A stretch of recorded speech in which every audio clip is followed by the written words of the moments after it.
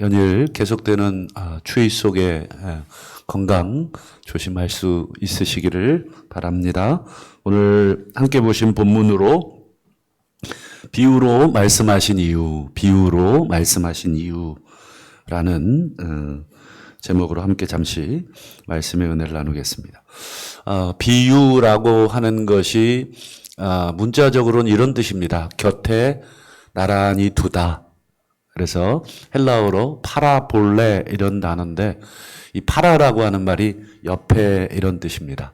그래서 옆에 나란히 두고 같이 비교해 보면서 깨달을 수 있도록 예를 들어서 우리가 사람을 동물에 많이 비유하죠. 그 사람은 뭐 곰 같아.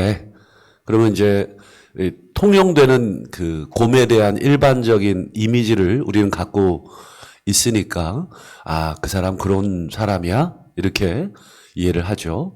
또 그 사람은 뭐 여우 같아. 그래? 대번 알아듣습니다. 비유라는 것은 같은 문화 또 같은 경험을 가진 사람들끼리나 할 수 있는 것입니다. 예를 들어서 여러분 미국식 비유를 우리가 들으면 잘 이해가 안 되죠. 만약에 미국 사람한테 역지사지를 얘기한다. 역지사지가 뭐야? 전혀 같은 문화에서 같은 언어를 공유하지 않기 때문에 미국 사람은 오히려 이렇게 말합니다. 그 사람의 신발을 신어봐야 돼. 이게 그런 뜻으로 미국 사람들은 비유를 합니다. 그것처럼 이 팔레스틴, 이 예수님이 살던 이 유대인들의 비유들이 있겠죠. 그래서 오늘은 예수님께서 그 당시 사람들이 너무나 익히 잘 아는 이 농사의 말로 이제 비유를 설명합니다. 그래서 오늘 이 비유가 아마 잘 아시는 대로 씨 뿌리는 자의 비유로도 알려져 있고 뭐 네 종류의 땅 또는 네 종류의 밭의 비유로도 알려져 있습니다. 첫 번째 땅이 길가, 그리고 두 번째가 뭐 오늘 본문에는 바위 위, 뭐 다른 성경에는 뭐 돌밭, 그리고 세 번째가 뭐 가시덤불 속, 그리고 마지막이 좋은 땅. 이렇게 뭐 익히 들어서 아시겠습니다만 유대의 농사는 이렇게 씨를 흩뿌립니다. 그래서 씨가 우리가 이렇게 꼭 찝어가지고 원하는 곳에 좋은 땅에만 심는 우리들의 농사법을 가지고 이 성경을 이해하면 누가 씨를 길가에 뿌려? 이렇게 이제 이해를 하겠는데 유대인들은 그냥 씨를 막 뿌리다 보면 길가에도 떨어지고 돌밭에도 떨어지고 좋은 땅에도 떨어집니다. 그래서 오늘 이 비유는 왜 주셨는가? 비유를 주신 이유와 목적.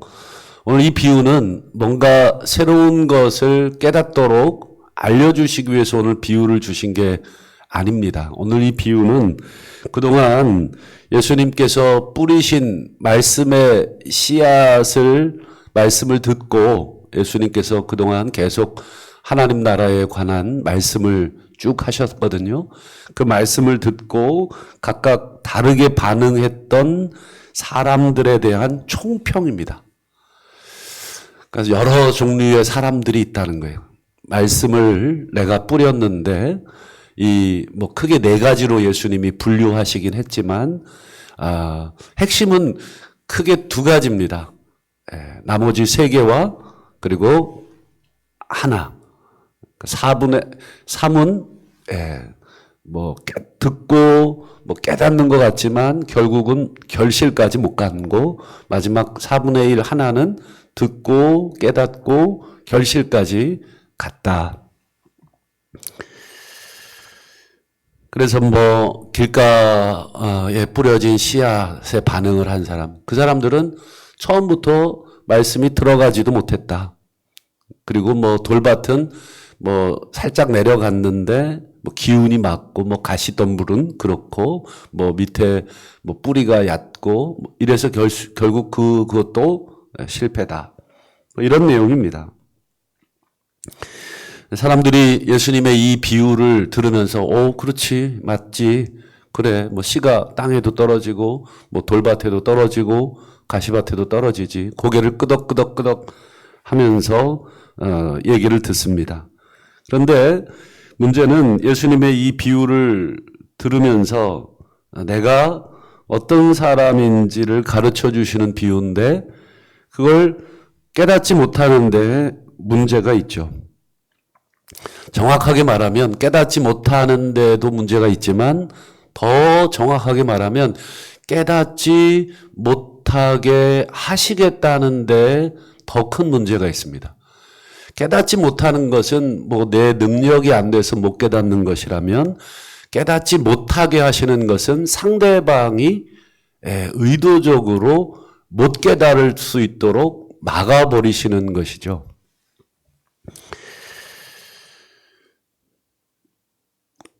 여러분, 예수님께서 이 네 종류의 땅을 얘기하시면서 그 다음 8절을 보시면 좀 요상한 말씀을 하나 덧붙이시죠. 한번 8절을 한번 보실까요? 이 말씀을, 이 비유를 하시고 외치시되, 그 다음 뭐예요? 들을 귀 있는 자는 들어라. 이것도 여러분 유대식 관용어입니다. 그러니까 우리들도 이런 말을 잘 쓰는지 모르겠습니다. 성경에 익숙하고 교회 생활에 익숙하신 분들은 가끔 이런 농담을 많이 하시죠. 들을 게 있으면 들어. 여러분 귀 없는 사람은 없죠, 사실은. 근데 들을 귀라고 하는 것은 뭐예요? 깨달을 수 있는 마음을 얘기합니다. 그 깨달을 마음이 있거든 깨달아 봐라. 예수님께서 네 종류의 이 땅을 얘기하시고는 이 말은 들으라는 뜻이 아니죠. 들을 귀 있는 자는 들어봐라. 깨달을 수 있거든 깨달아 봐라. 어디 한번 내 말이 무슨 뜻인지 깨달아 볼 수 있거든 깨달아 봐라 라고 하는 예수님의 조롱입니다. 조롱. 우리도 왜 누군가에게 어떤 말을 해놓고 어떤 대화를 해놓고 뭐 깨달을 수 있겠냐? 뭐 알아듣기는 하냐? 뭔 뜻인지는 알겠냐? 뭐 이런 말들을 가끔 조롱하는 말로 하죠. 저도 그랬던 것 같아요. 우리 뭐 자녀들 키울 때 막 답답해가지고 막 설명을 해주다가 아유 뭐 알아듣기는 하냐? 뭐 이렇게 제가 비아냥거릴 때도 있었던 것 같아요. 그거를 성경 이 관용적으로 표현하면 막 속이 답답할 때 들을 귀 있거든 들어라. 이렇게 이제 좀 고급지게 표현을 할 수는 있겠습니다만 이 말의 속뜻은 뭐예요? 도대체 이 깨닫지 못할 것이다 라고 하는 비난과 책망과 저주의 말이 그 안에 있는 것이죠. 그러니까 한마디로 이 네 종류의 땅의 비유를 예수님이 얘기하신 것은 무슨 의도가 있는 거예요? 너희들은 4분의 3이죠. 4분의 3에 해당되는 너희들은 죽었다 깨나도 깨닫지 못할 것이다. 이유가 뭐예요? 내가 못 깨닫게 하기 때문이다. 여러분 선지자 나단 구약 사무엘하 11장에 보면 다윗이 밧세바라고 하는 우리야 장군의 아내를 보고 여러분 잘못된 선택을 하잖아요. 그리고 심지어 우리야 장군을 의도된 계획된 살인, 참 하나님이 제일 싫어하는 게 그런 짓들입니다. 뭔가를 계획해서 의도적으로 뭔가를 꾸미는 짓, 이게 하나님이 얼마나 싫어하는지를 우리 성도들은 성경을 들으면서도 잘 모르는 것 같아요. 여러분 우리가 누군가를 미워할 수는 있어요. 순간. 그럼 깨달아지거든 회개하잖아요.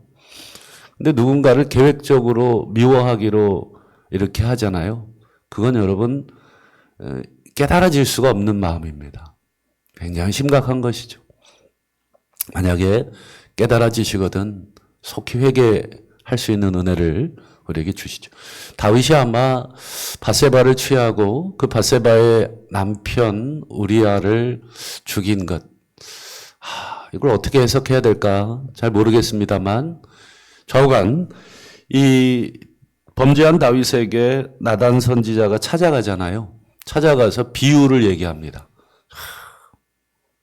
자세한 내용은 생략하겠습니다. 근데 문제는 다윗이 그 비유를 듣고 깨닫습니까? 못 깨닫습니까? 못 깨닫죠.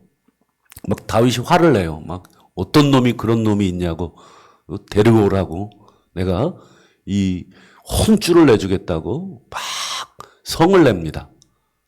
이 비유로 얘기하니까 그런 거예요. 자기 얘기를 지금 나단이 돌려서 비유로 얘기했는데 그게 자기 얘기라는 걸 깨닫지 못하는 것입니다. 만약 깨닫지 못하는 다윗에게 나단이 오늘 요 말씀으로 들을 귀 있는 자는 들으십시오. 이렇게 말했다면 무슨 뜻이 되겠습니까? 아이고 참 깨닫지를 못하는군요. 이런 책망이 되는 것입니다. 그러나 하나님께서 아직 다윗을 사랑하고 계신다라고 느껴지는 구절이 나옵니다. 다윗이 깨닫지 못하고 막 화를 내자 하나님이 나단 선지자를 통해서 직접 비유가 아니라 직설화법으로 또 직접적인 표현으로 얘기하죠. 당신이 그 사람입니다. 죄를 지적한다는 것은 유쾌한 일도 아니고 또 아픈 일이지만 여러분 죄를 지적한다는 것은 동시에 회복할 기회를 주신다 하는 뜻이 그 안에 있는 것입니다.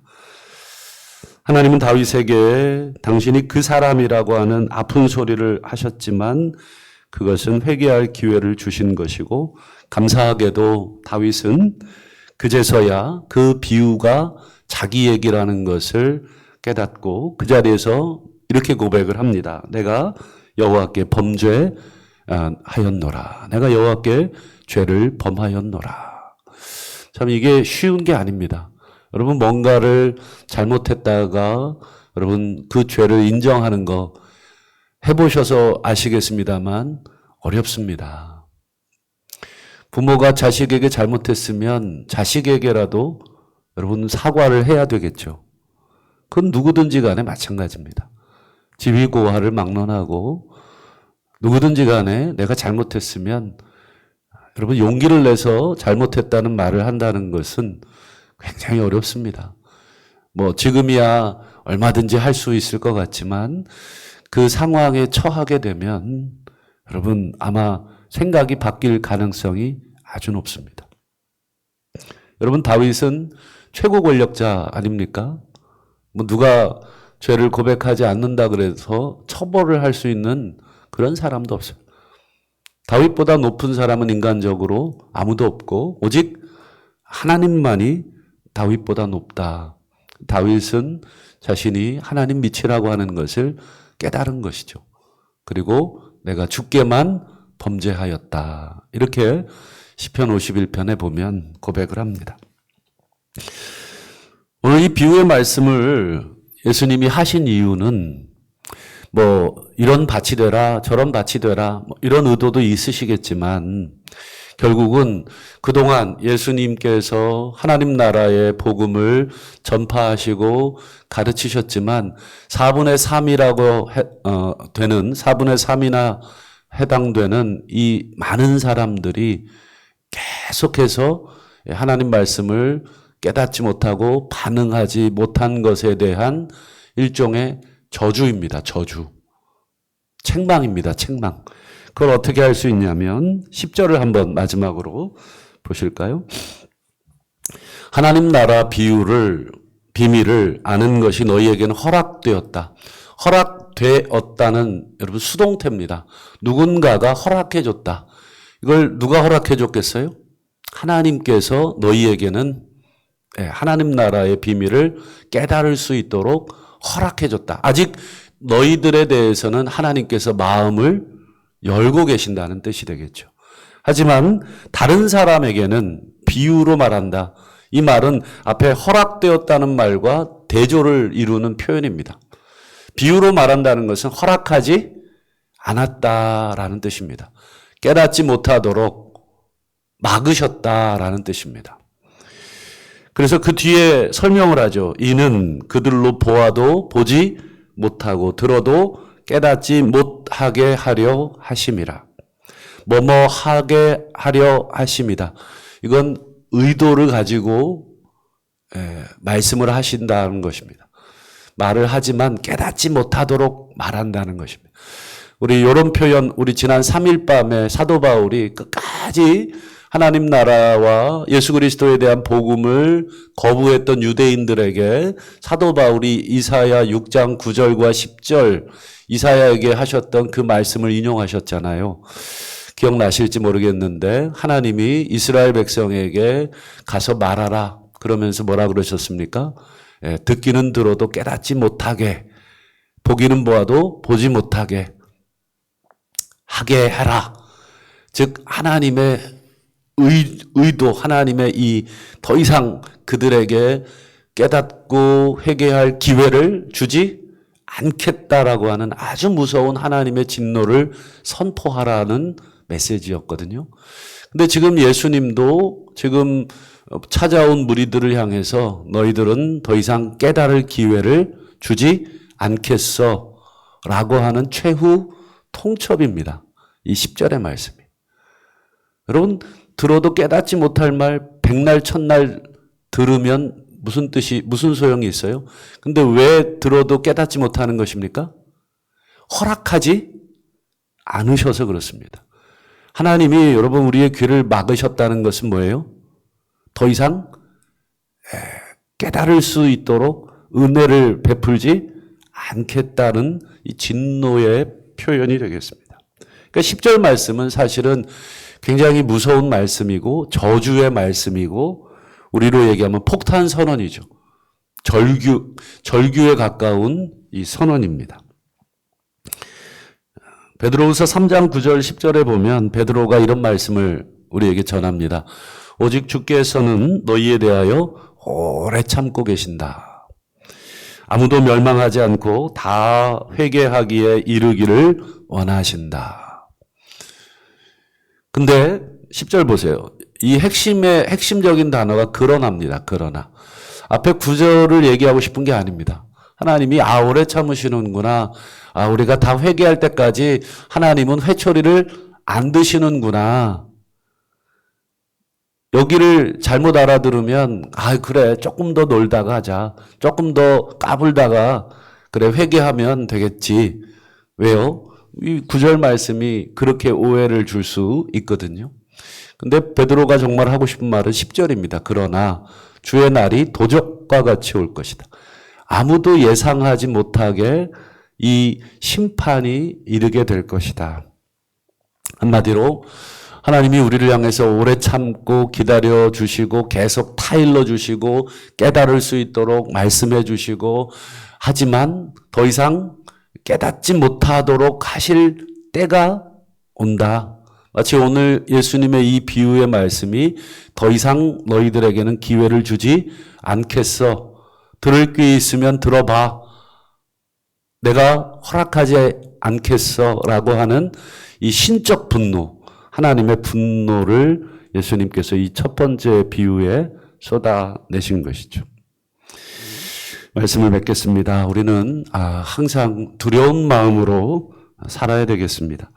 하나님께 이렇게 기도해야 되겠습니다. 하나님 혹시 제게 깨닫지 못하는 마음을 주신 것은 아닙니까? 돌 같은 마음을 주신 것은 아닙니까? 내가 말씀을 들어도 정말 하나님 내게 진노하셔서 더 이상 이 회복의 기회를 주님 주시지 않은 것은 아니십니까? 이렇게 기도해야 되겠습니다. 그래서 우리 15절 말씀 마지막으로 예수님께서 이런 말씀을 하시죠. 착하고 좋은 마음으로 말씀을 듣고 지켜 인내로 결실해라.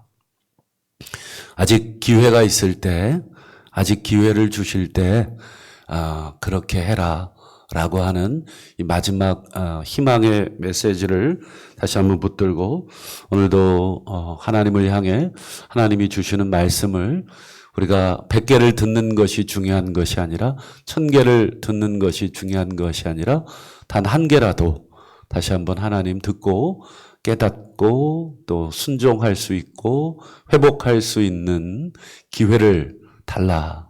그렇게 기도하는 것이 중요한 줄로 믿고 오늘도 말씀의 거울에 우리 자신을 비추고 다시 한번 우리가 어떤 사람인지 다시 한번 깨닫는 은혜가 있으시기를 주님의 이름으로 축원합니다.